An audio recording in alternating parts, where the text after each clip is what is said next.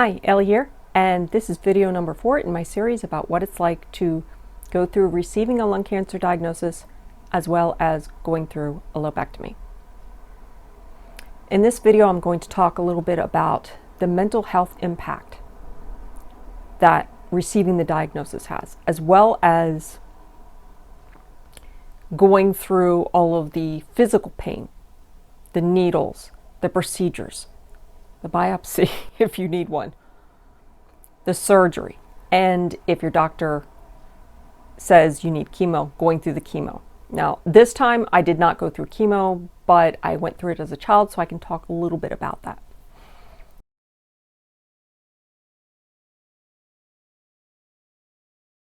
Receiving the diagnosis of lung cancer is devastating. It is really hard to hear. It shakes you. It really does. I received support a few different places. One of the places that I received support was the Go-To for Lung Cancer Foundation. They're excellent. The other place was the American Cancer Society. Those are places outside of the hospital. There was a cancer center attached to the hospital where I had my surgery, and they were also very helpful. One of the things that I was asked was, do you have a good support system? I was fortunate enough to say yes, but I also sought professional counseling.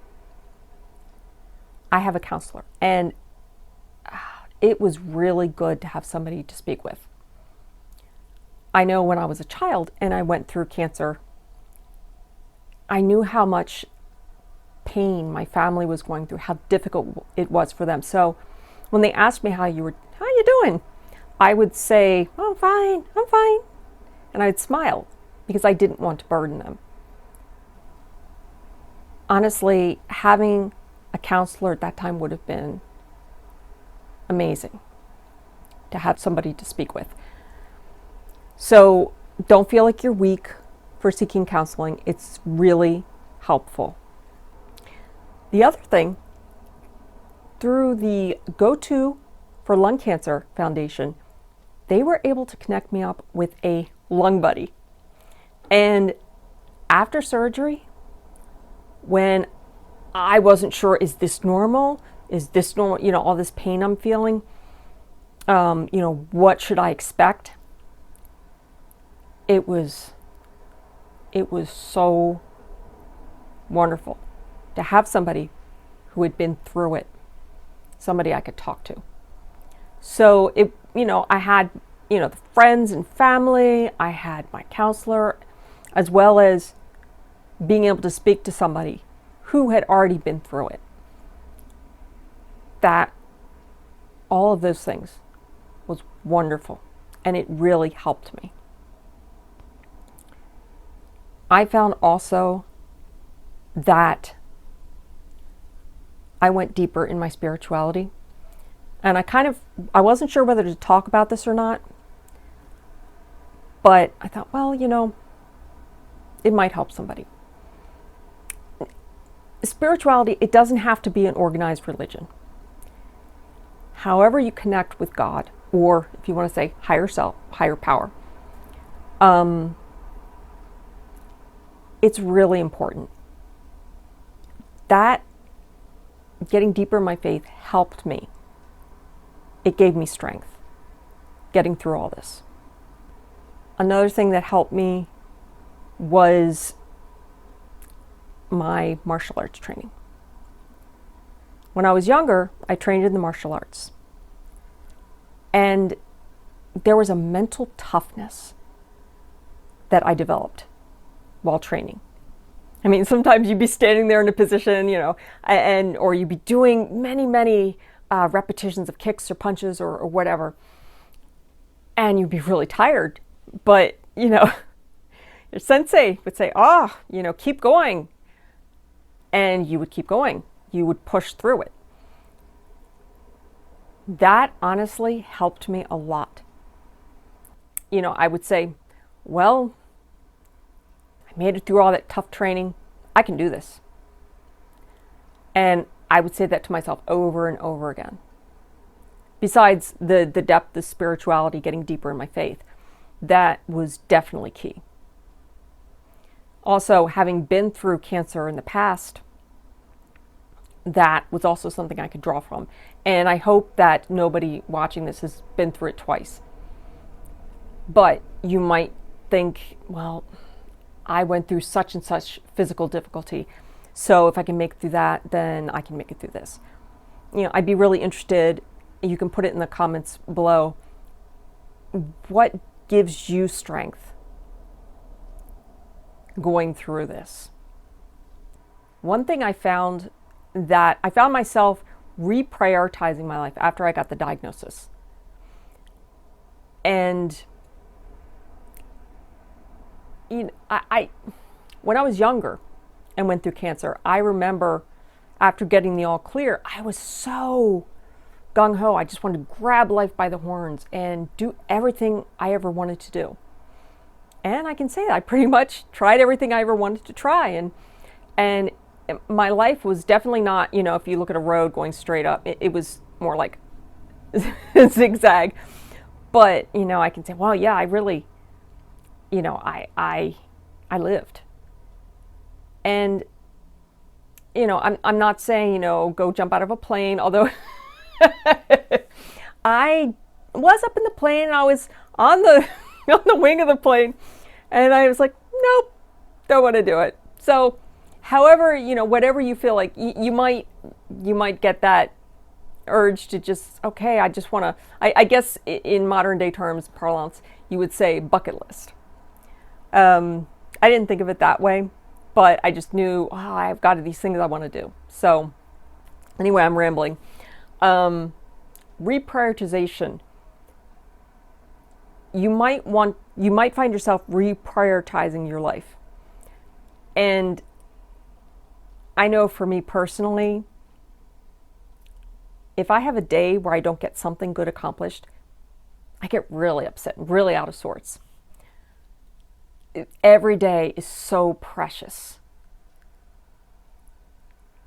It really woke me up. I was a bit asleep. It had been so long, and I was kind of coasting. And as soon as I was well enough to start doing things, I was like, okay, I'm off. I became very much more driven and focused. Well, as well as I can focus. There is an urgency that you get, at least me personally. And once again, please let me know in the comments below what your experience is with that. I'm not saying that you go out and quit your job if you don't feel like you're living your life's purpose, because we all need to have a roof over our heads, food to eat, got to pay the bills. But you might find yourself think, oh, well, maybe I could try a little bit different career. And if you have the opportunity to change careers, change tack, definitely. You might find yourself thinking about these things. The last thing I want to talk about is the nagging fear. After I got the all clear, I was worried. Every little pain in my chest or problem, I was calling the doctor. And I felt a bit silly, but I was really not sure what was going on. Is my breathing all right? Am I still all clear? What is this pain in my chest? I'm having trouble breathing. Am I okay? At one point, my oncologist just said, go, live your life. And she wasn't being mean, but I think she got it, that whole worry. So if you are genuinely feeling sick, call your doctor.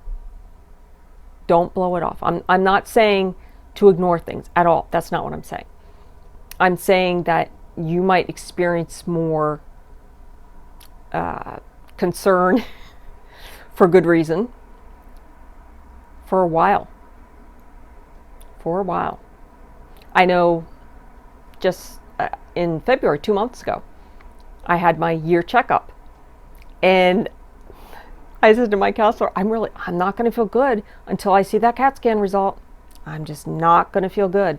I'm not going to believe it's truly gone.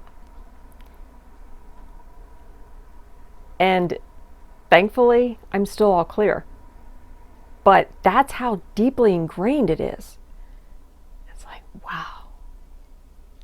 Wow. Well, a lot of heavy stuff in this video. If you like the video, click the like button and subscribe to the channel. I hope that this helped you in some way. I hope that you learned something, that I was able to share something that will help you in your journey. For now, as always, take care and stay strong.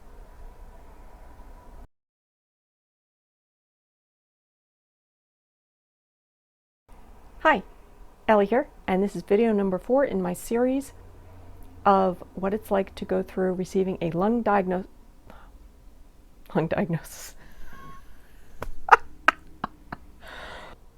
Hi, Ellie here, and this is video number 4 in my series about, this is driving me nuts. And I'm trying to think of what to say.